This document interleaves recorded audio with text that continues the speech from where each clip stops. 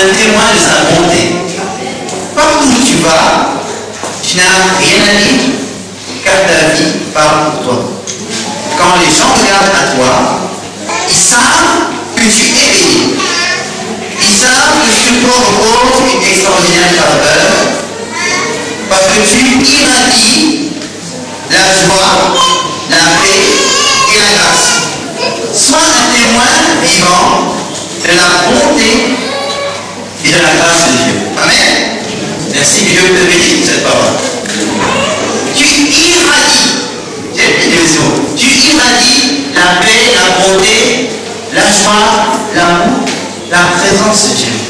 Et je voudrais commencer ce matin avec cette parole de 2 Corinthiens 2, 14 à 16.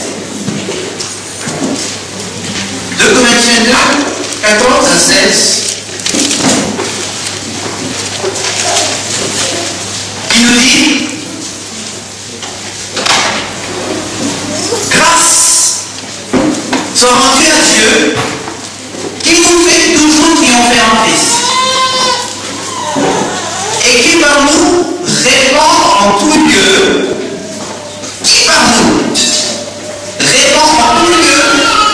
l'odeur de sa connaissance. Je reprends ce verset. Grâce soit rendue à Dieu qui nous fait toujours triompher en Christ et qui par nous répand en tout lieu l'odeur de sa connaissance. Verset 15. Nous sommes en effet pour Dieu le parfum de Christ parmi ceux qui sont sauvés et parmi ceux qui périssent. Aux uns une odeur de mort qui mène à la mort, aux autres une odeur de vie qui mène à la vie, et qui est suffisant pour ces choses. Amen. 2 Corinthiens 2, 14 à 16. Nous dégageons une odeur spéciale. Le verset 15 ne dit pas nous portons le parfum, mais nous sommes le parfum. Alors quand Jésus-Christ veut se parfumer, il va prendre ta vie. Et quand tu marches, tu es le parfum. Donc, tu irradies une odeur spirituelle. Et ce matin, je voudrais parler d'odeur. Parce que l'odeur est importante. N'est-ce pas?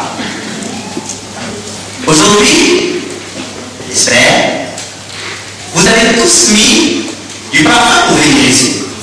Si on peut lever, parce qu'on commence à transpirer, n'est-ce pas? Et si on ne met pas du parfum, on commence à sentir. Par l'odeur, on peut attirer. Par l'odeur, on peut repousser. Et même aujourd'hui, on a classifié les odeurs. On a l'odeur pour aller au travail, on a l'odeur pour aller à l'église, le parfum pour aller au travail, le parfum pour aller à l'église, le parfum dans le couple. Quand, et permettez-moi cette image, quand monsieur et madame veulent avoir un bon moment d'intimité, souvent madame prépare la chambre avec une odeur spéciale pour les moments d'intimité, avec un parfum spécial pour ces moments. Réservé au couple, bien sûr. L'odeur, le parfum. Les rois ont le parfum. Et les parfums de grand prix. Les parfumeurs sont des hommes riches parce qu'ils préparent des parfums pour les rois. Notre vie a également une odeur. Et ce matin, nous allons faire l'histoire de notre odeur spirituelle.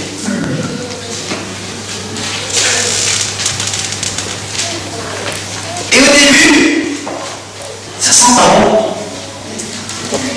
Ça sent pas du tout bon. Le péché, ça sent pas bon.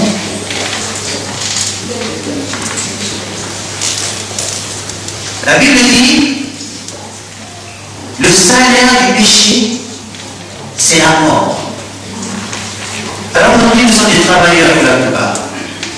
Et quand tu travailles, tout naturellement, on va te donner ton salaire. n'est-ce pas? Sinon tu vas les réclamer. Alors naturellement, quand tu vas pécher, tu vas recevoir ton salaire. Si tu manges de ce fruit, tu mourras. Certainement. Il a parlé dans Genèse 2, verset 15. Le verset exact. Vous pouvez lire ce verset dans Genèse 2. Si tu manges de ce fruit, tu mourras certainement. Le salaire du péché, c'est la mort. Alors, quand tu vis dans le péché, il y a cette odeur de mort qui repose sur toi. Vous savez ce que signifie péché? Péché veut dire littéralement manquer la cible. Ça signifie que Dieu avait un objectif pour toi. Mais parce que tu as péché, tu es passé à côté de cet objectif. C'est ça le péché. Quand tu as péché, Dieu avait un projet que tu lui sois agréable. Dieu t'avait créé pour son plaisir. Mais en passant à côté, tu as fini par être l'objet de son déplaisir. De tout ce qui est mauvais pour lui. De tout ce qui est désagréable. Tu as une odeur de mort sur toi quand tu es dans le péché. Vous savez c'est quoi l'odeur de la mort? Un corps en décomposition, en stade avancé de décomposition, les asticots vont se ronger à l'intérieur de son estomac. Et ces asticots vont devenir des mouches qui vont voler au-dessus de ce corps en putréfaction. Et une odeur nauséabonde va se dégager de ce corps, de ce cadavre. Et l'ennemi Satan est appelé prince des mouches Belzébul. Il va régner sur ce corps en décomposition, sur ce corps de mort, sur ce corps mort. Il va régner sur ce corps. Et cette odeur de mort remonte sur le pécheur. Cette odeur désagréable, nauséabonde, répugnante. Même les personnes que l'on aime de tout notre cœur, de notre être, quand elle vient avec une mauvaise odeur, on va lui dire premièrement, va te laver. L'odeur repousse. C'est pour cela qu'à cause de notre péché, Dieu a dit, je ne peux communier avec toi. Va te laver. Gloire à Dieu. Parce que c'est formidable. C'est que c'est lui-même qui a lavé. Alléluia. Le sang de Jésus-Christ, son Fils, nous purifie de tout péché. Nous avons célébré la Sainte ce matin. Et pour nous, c'est un signe que le sang de Jésus-Christ est venu passer sur nous pour enlever, pour nous purifier de cette mauvaise odeur de mort. Dans le péché, nous étions dans les ténèbres. Nous étions dans la mort, nous étions dans l'esclavage. Mais quand le sang de Jésus-Christ a coulé sur notre vie, nous avons été débarrassés de cette mauvaise odeur à cause du sang de Jésus. 1 Jean, chapitre 1. Pas 1 Jean, mais Jean. Chapitre 1, l'évangile selon Jean, chapitre 1, nous fait cette souveraine déclaration. Jean 1, à partir du verset 10, à partir du verset 9. C'est la véritable lumière qui en venant dans le monde et qui a tout d'or. Elle était dans le monde, et le monde a été fait par elle. Elle était dans le monde a été fait par elle, et le monde n'a pas connu. Elle est venue chez les siens, et les siens ne l'ont pas reçu. Verset 12.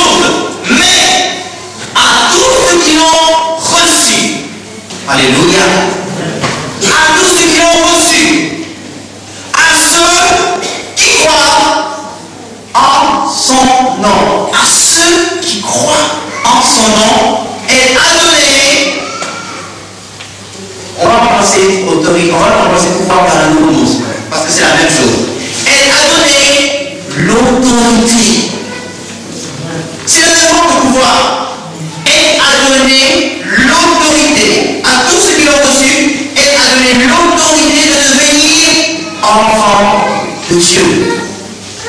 lesquels sont nés, non de la volonté, non du sang, ni de la volonté de la chair, ni de la volonté de l'homme, mais de Dieu.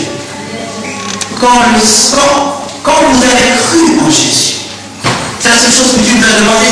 Le jour où vous avez compris que vous étiez pécheurs, vous êtes venu à Dieu, vous avez cru en lui, vous avez dit, Seigneur, pardonne mon péché. C'est la première chose à faire. Reconnaître que je suis pécheur et confesser mon péché. Alors Jésus-Christ par son sang vient. Et quand il te lave, il te fait sortir des ténèbres. Il te fait sortir de cette odeur de mort. Et il te donne l'autorité d'un enfant de Dieu. Tu as une autorité. Tu es une autorité. Dieu t'a donné une autorité. Et c'est l'autorité de l'enfant de Dieu qui est né de Dieu. Amen. Et ce qui est extraordinaire, c'est qu'il fait plus que ça. Il ne lave pas simplement. Il ne fait pas qu'enlever cette mauvaise odeur.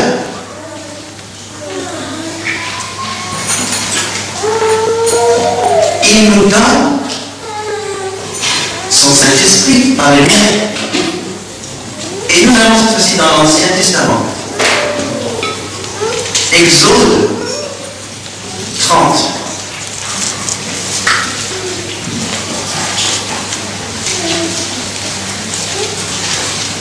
Nous allons parler de l'huile d'onction. Exode, chapitre 30, verset 22 à 23.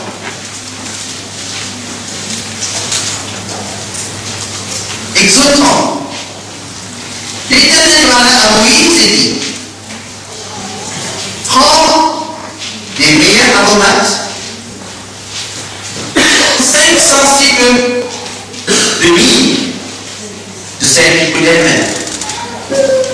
La moitié, soit 250 cycles de cinnamon aromatique, 250 cycles de roseau aromatique, 500 cycles de cassis, selon le cycle du sanctuaire, et un huile d'olive. Tu feras avec cela une huile pour l'onction sainte, composition de parfum selon l'art et parfumeur. Ce sera l'huile pour l'onction sainte. Tu emmèneras la tente de la rencontre et l'arche du témoignage. La table et tous ses ustensiles, le chandelier et ses ustensiles, l'autel et les parfums, l'autel de l'holocauste et tous ses ustensiles, la cuve avec sa base. Tu consacreras ces objets et ils seront très saints. Tout ce qui les touchera sera consacré. Tu oindras Aaron et ses fils, tu les consacreras afin qu'ils exercent pour moi le sacerdoce. Tu parleras aux Israélites et tu diras, ce sera pour moi l'huile de l'onction sainte dans toutes vos générations. On en répandra sur le corps d'un homme. On n'en répandra pas, excusez-moi, sur le corps d'un homme, et vous n'en ferez pas de semblable dans les mêmes proportions. Elle est sainte, et vous la regarderez comme telle. Quiconque on composera de semblable ou en mettra sur un étranger sera retranché de son peuple. Waouh! C'est pas que vous avez été attentif à cette lecture. Souvent, quand on parle de l'huile d'onction, on pense à l'huile d'olive, n'est-ce pas? On pense à l'huile d'olive, généralement. Parce que personnellement, quand j'ai lu cette histoire, quand j'ai lu cette description de l'huile d'onction, je ne savais pas qu'il y avait du parfum dans la composition de cette huile. Et je me suis posé la question, mais Seigneur, attends, qu'est-ce que du parfum vient faire dans la composition de l'huile d'onction? Ça sert à quoi de mettre du parfum dedans? Puisque c'est simplement de l'huile. Et généralement, quand on prend l'huile d'onction, on va chercher que de l'huile d'olive, n'est-ce pas? On va pas chercher avec du parfum dedans. Encore, voilà, vous cette instruction de ne pas en faire de semblable. C'est une huile réservée pour ce qui est très saint. Ça veut dire que quand cette huile est répandue sur un objet ou sur une personne, cette personne est conférée la nature de Dieu.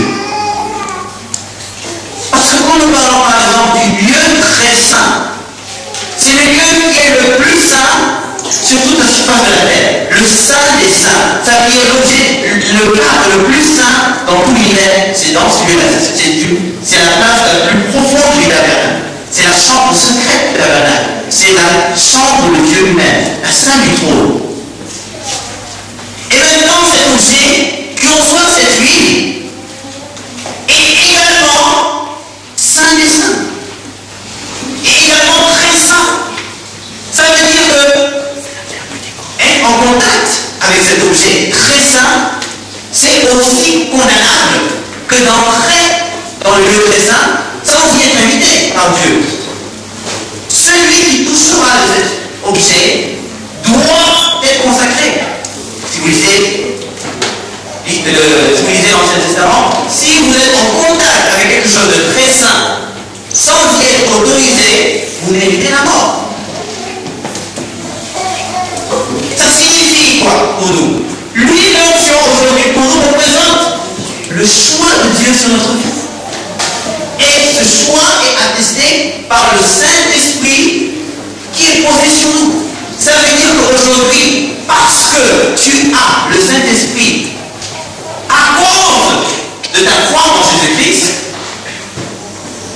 Dieu a dit, je t'ai choisi.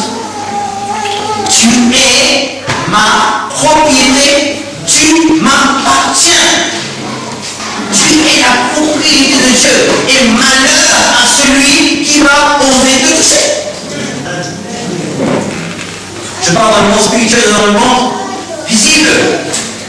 Malheur à celui qui ose te toucher.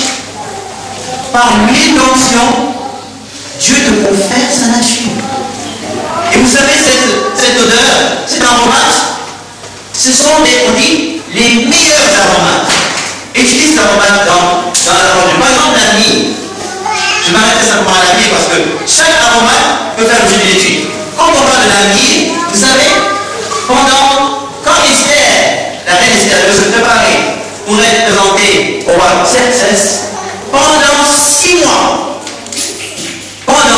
mois, elle était préparée avec de la myrrhe simplement. 6 mois, vous imaginez? La préparation était sur une année. Et pendant 6 mois, chaque jour, on badigeonnait son corps de myrrhe pour la rendre agréable au roi. C'était un parfum de haut prix. Quand un marchand se promenait avec de la myrrhe, c'était un marchand riche. C'est pour cela que les frères de Joseph avaient vu dans cette caravane d'Ismaélites des personnes qui étaient en mesure d'acheter leurs frères parce qu'ils étaient des vendeurs de myrrhe. C'est pas n'importe qui fait pas de la myrrhe. C'était un parfum avec lequel on préparait les vêtements des rois. C'était un parfum avec lequel on préparait leurs couches. Quand ils allaient se coucher, bien quand ils allaient vers leur femme se préparait avec de la myrrhe. On parle aussi du cinnamon. Le cinnamon, c'était une aromate que les femmes séductrices, les prostituées utilisaient pour séduire les hommes. Lisez Proverbe 6. C'est un parfum de séduction. Parce qu'il se retrouve également dans l'Antiquité cantique. Alors ça veut dire qu'il n'est pas forcément mauvais. C'est pour préparer, c'est parce que c'est agréable. Et la combinaison de tous ces aromates donne pas un parfum de roi, mes amis, mais le parfum de Dieu. C'est le parfum de Dieu. Dans cette huile d'onction se trouve le parfum de Dieu. Alors quand tu as, alléluia, cette huile d'onction, quand le Saint-Esprit descend sur ta vie, quand le Saint-Esprit remplit ta vie, Dieu te donne son parfum. Dieu te donne son parfum. Donc ça veut dire que tu es revêtu de cette odeur divine, pas une odeur royale, une odeur divine. Quand tu marches dans la rue, c'est l'odeur de Dieu qui se répand. L'odeur cela justement que quand nous marchons, nous devons irradier cette odeur. Ça veut dire que nous devons la faire sentir. Nous devons la faire sentir. Nous devons faire sentir que nous sentons Dieu. Alléluia. À cause du Saint-Esprit sur ta vie.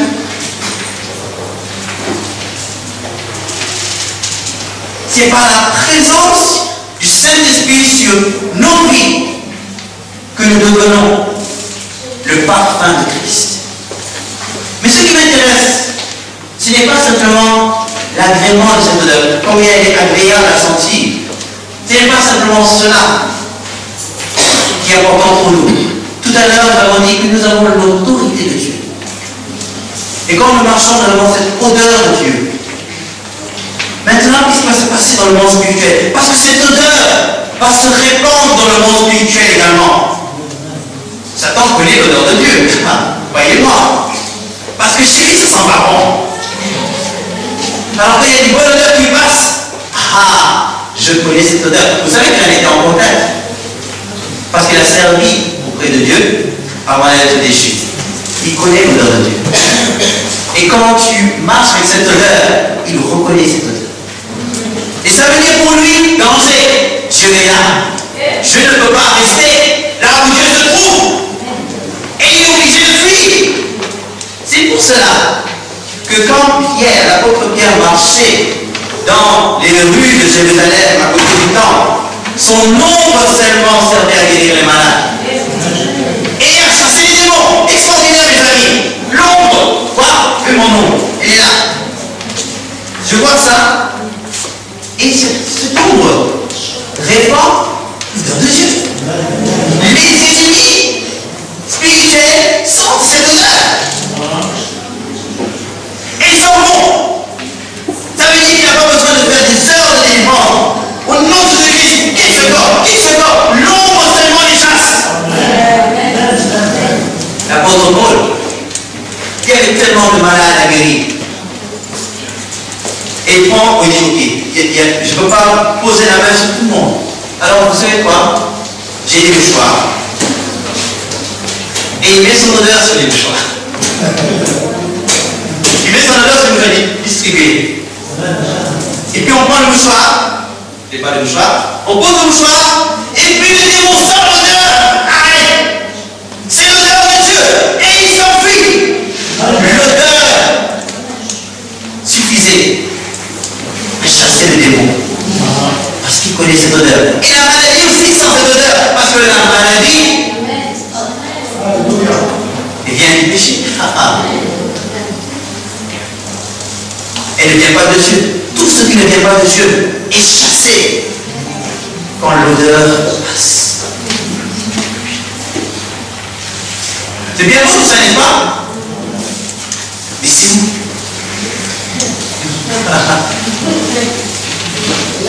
Mon ombre est là. Et je confesse, j'ai jamais guéri quelqu'un avec mon ombre. Encore moins avec un mouchoir. Je sais pas.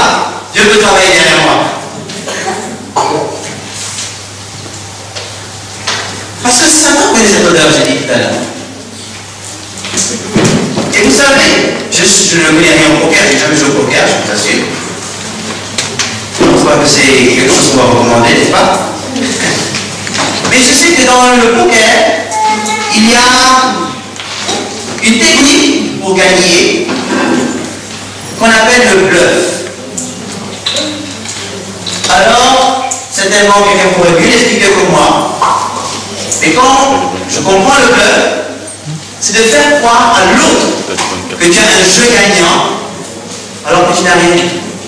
N'est-ce pas? Alors le diable est un expert en bluff. Parce que vous savez, le problème c'est quoi? C'est que nous ne savons pas cette autorité que nous avons. Le diable connaît plus notre autorité que nous-mêmes. Et il a dit à toute son armée de démons, ceux-là, ils ont une odeur de Dieu, mais ils ne la connaissent pas. Ils ne connaissent pas cette odeur. Alors nous allons les faire croire que nous sommes plus forts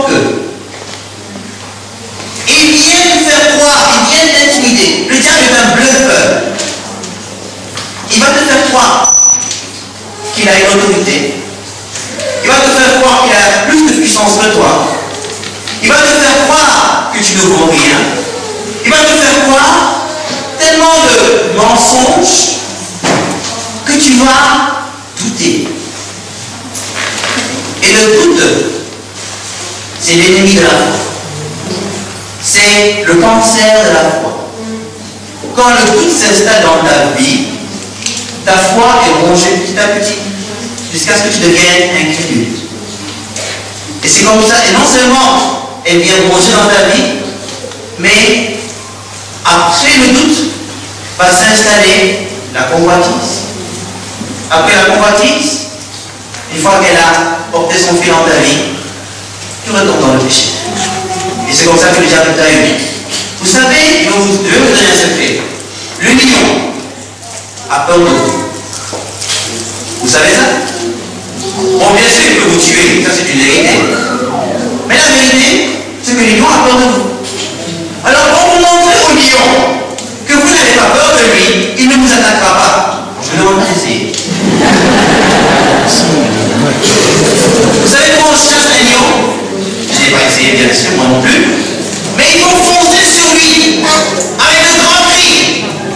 Quand vous foncez sur le lion avec de grands cris, avec de grands gestes, il va se sentir menacé par vous et il va tuer. Alors quand le lion va rôder autour de vous, c'est qu'il cherche une opportunité, il cherche la petite brèche pour pouvoir vous attaquer. Mais en réalité, il a peur. Parce que s'il n'avait pas peur, vous attaquez directement. Il rôde. C'est ça que le diable fait. En réalité, le diable a peur de lui. Alors il rôde. Il regarde avec ses crocs. Parce qu'il veut vous manger, c'est sûr. Il se nourrit de votre chair. Mais parce que l'Esprit de Dieu est tellement présent en vous, il ne peut pas vous atteindre. Alors il va rôder, cherchant la plus petite ouverture charnelle pour pouvoir vous attaquer. Mais il a peur. Et le jour où vous allez prendre connaissance de cette autorité, vous allez le faire fuir. C'est là où il est résisté au diable. Et il fuira de nouveau. Pourquoi il fuit? Parce qu'il a peur. Parce qu'il a peur. Le diable a peur de vous. Gardez-le dans votre tête. Alors qu'est-ce qu'il va faire? Il faut que cette odeur soit étouffée. Il faut que le Saint-Esprit soit attristé. Et pour cela, il va vous pousser à la désobéissance.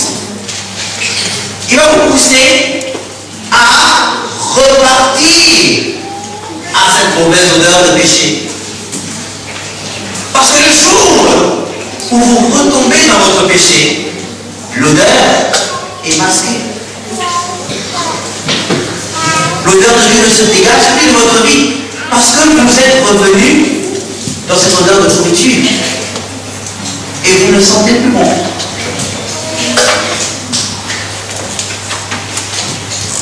Et il aura réussi à avoir accès. Ne donnez pas accès au diable, la parole de Dieu. Et le jour où vous allez laisser le péché gangréner votre vie, vous lui donnez un accès dans votre vie. Et vous ne dégagez plus cette odeur. Ou bien tout simplement, il va vous intimider avec les circonstances. Il va allumer vos yeux pour dire, regarde, pas d'argent, pas de femme, pas à manger, problème, montagne, et vous commencez à sombrer dans l'inquiétude, dans les soucis, dans la misère, et vous oubliez de louer l'Éternel, vous perdez votre foi en Dieu, et cette odeur, et l'odeur de Dieu ne se dégage plus à cause de l'inquiétude, ou bien, moquerie, persécution, moquerie, attention mon frère, mon ami, il ne veut plus de toi parce que tu es l'enfant de Dieu, attention, voilà. Et puis on va à l'école, toi tu es chrétien, bon de temps en temps je vais à l'église. Tu as une copine? Oh, tu n'as pas de copine? Tu sais hein, on a honte. Est-ce que tu fumes? Est-ce que tu bois? Tu bois pas? C'est pas possible. Tu connais ce tube là? Et on veut On se laisse influencer par les autres et on a peur d'être différent. La peur, mes amis, également, la honte également, étouffe cette odeur. Et le diable n'a qu'un seul objectif, faire étouffer cette odeur. Trop de réflexion, trop de raisonnement, trop de considération des circonstances, trop de distraction étouffe l'odeur de Dieu dans notre vie. Et l'empêche de manifester sa pleine puissance au travers de votre vie. Dieu veut faire sortir cette odeur au travers de vous. Alors, gardez, nous allons doucement vers la fin. Je terminerai par une petite illustration. Je voudrais que tu retiennes ceci. Quand le Saint-Esprit est venu dans ta vie, Dieu t'a choisi. C'est Dieu qui t'a choisi. Personnellement, c'est quand je suis arrivé ici, ça fait 2 mois aujourd'hui, 2 mois depuis le 15. Il y avait un moment où je commençais aussi moi à sombrer dans plein de réflexions, plein d'inquiétudes et j'avais perdu un certain regard sur Dieu. Et Dieu m'a emmené dans cette huile d'onction. Il m'a dit une seule chose qui a ouvert les églises de Dieu sur ma vie, qui a restauré ma vie de louange. Il m'a dit une seule chose. Robert, je t'ai choisi. Je t'ai choisi. Choisi à quoi? C'est important. Je t'ai choisi. Le Saint-Esprit est sur ta vie. Je t'ai choisi. L'ancien, je t'ai choisi. Pas moi, Dieu. Jésus-Christ. Je t'ai choisi. Dieu t'a choisi parce que tu as le Saint-Esprit et il a mis son parfum sur ta vie.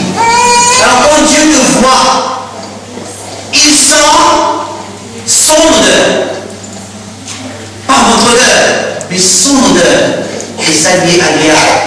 Dieu veut sentir son odeur quand il te regarde. Quand il vient vers toi, il veut sentir son odeur. Alors, n'oublie jamais à qui tu appartiens. Garde-le. N'oublie jamais à qui tu appartiens. Et pour cela, je vous amène dans 2 Timothée 2, 19. Nous allons faire une petite illustration. 2 Timothée 2, 19.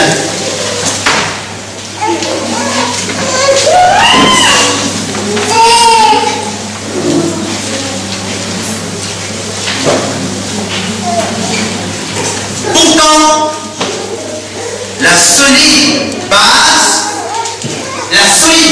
posée par Dieu subsiste. Scellée par ses paroles.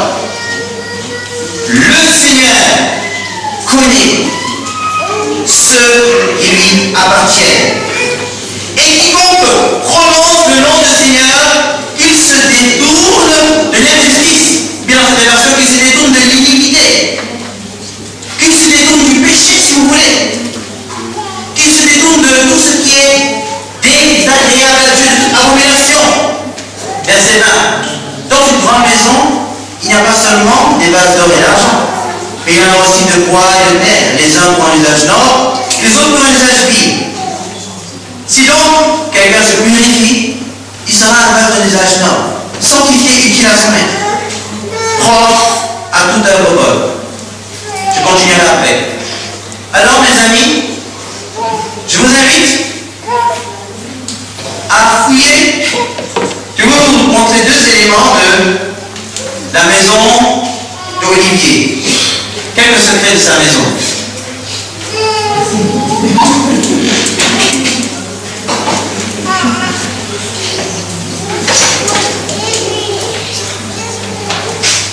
Le premier est très beau. C'est un beau vase. On peut mettre des fleurs dedans. On peut mettre des fruits dedans. Et puis on va le mettre sur une jolie table. On peut le mettre du parfum dedans. Pour que tout le monde apprécie ce vase qui est beau. Ce joli vase. C'est quelque chose que l'on va présenter, dont on est fier dans sa maison. Et je vais le mettre, bon, malheureusement je vais le mettre dans un endroit qui ne mérite pas forcément. Il a besoin d'une belle table, bien ornée, où je pourrais mettre des choses que les gens vont prendre, vont consommer. Mais bon, vous allez m'excuser, j'en ai un autre. Et je demande pardon à Olivier Vanessa, parce que ce n'est pas forcément quelque chose qu'on va présenter de tout le monde, avec beaucoup de gêne, si vous me le permettez. J'ai un autre pot.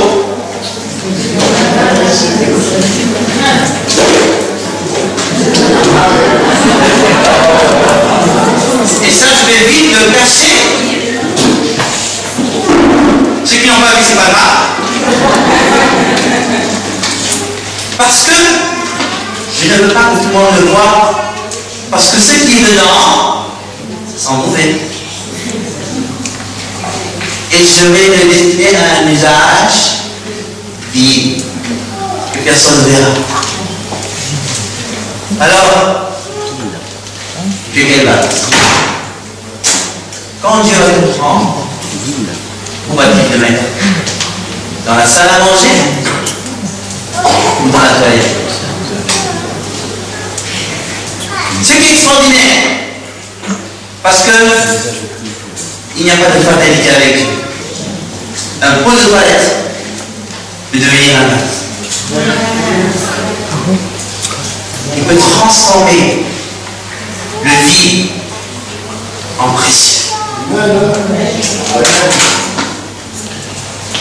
C'est pourquoi, je relis le verset 21. Si donc quelqu'un se purifie, il sera un vase d'un usage noble, sanctifié, important ici, utile à son maître, propre à toute œuvre bonne. Dieu veut te sanctifier. Dieu t'appelle à la sanctification. Dieu a un programme de sanctification pour voir. Alors, ne regarde pas ta vie de pécheur comme une fatalité. Parce que le diable va te dire, parce que tu as péché, tu es désagréable à Dieu. Dieu ne veut plus de toi. Tu es plus chrétien. Tu n'as plus besoin de la présence de Dieu. Tu es privé toujours de la présence de Dieu. C'est un mensonge. Parce que quand tu vas te dire ça, tu vas dire après, bon, tu sais, puisque tu es dedans, tu vas continuer. Et tu vas t'enfoncer davantage dans le péché. Le jour où tu as pas de dire, oh mon ami, désolé, tu es trop loin. Tu ne peux plus revenir. Reste là-bas, c'est mieux pour toi. Tu sens trop mauvais, je ne peux pas de toi. Ce sont des mensonges. C'est très grave de pécher. C'est très grave de pécher devant Dieu. Parce que ça nous prive de la gloire de Dieu. Mais il est encore plus grave de ne plus jamais revenir. Parce que Dieu veut que tu reviennes. Dieu veut que tu reviennes. Tu lui appartiens toujours. Tu n'es juste pas à la salle à manger, tu es dans la toilette. Mais Dieu veut que tu reviennes à la salle à manger. Parce que Dieu veut souper avec toi. Et qu'est-ce qu'il te dit? Verset 22. Garde ce verset, mon ami. Fuis les passions de la jeunesse et recherche la justice, la foi, l'amour, la paix, avec ceux qui invoquent le Seigneur d'un cœur pur. Les passions de la jeunesse. Toutes ces choses, ces plaisirs du monde qui nous sont proposés, qui nous font demeurer dans l'iniquité, qui nous met en contact avec l'iniquité, avec l'injustice, avec tout ce qui est désagréable à Dieu. Vous allez me dire que la musique en soi n'est pas mauvaise. Je suis d'accord avec vous. La musique en soi n'est pas mauvaise. Mais qu'est-ce qu'elle va exciter en vous? À quoi est-ce qu'elle va vous pousser? Il y a tellement de choses qui en soi ne sont pas mauvaises, mais à cause de ce vers quoi elles nous conduisent, elles deviennent mauvaises à cause de ça. C'est pour ça que la parole de Dieu nous dit, fuis ces passions. Et la solution c'est quoi? Si je fuis, je ne dois pas rester tout seul. Mais